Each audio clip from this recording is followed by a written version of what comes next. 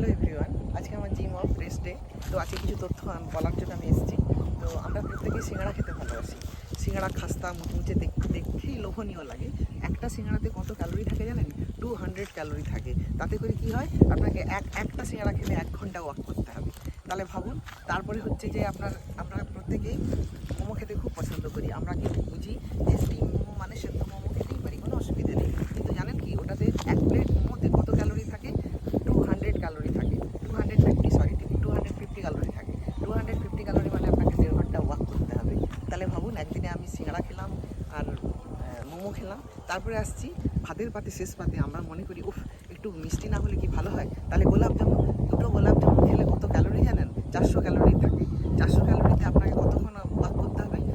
2.5 ঘন্টা ওয়াক করতে হবে। আপনি কি সেটা চাইবেন? তারপরে চিপস, চিপস মানে আমরা ভাবি বিশাল ব্যাপার। চিপস খাওয়া, 100 গ্রাম চিপসে কত ক্যালোরি থাকে জানেন? 550 ক্যালোরি থাকে। 550 মানে আপনাকে কতক্ষণ ওয়াক করতে হবে আপনি এবার হিসেব করুন।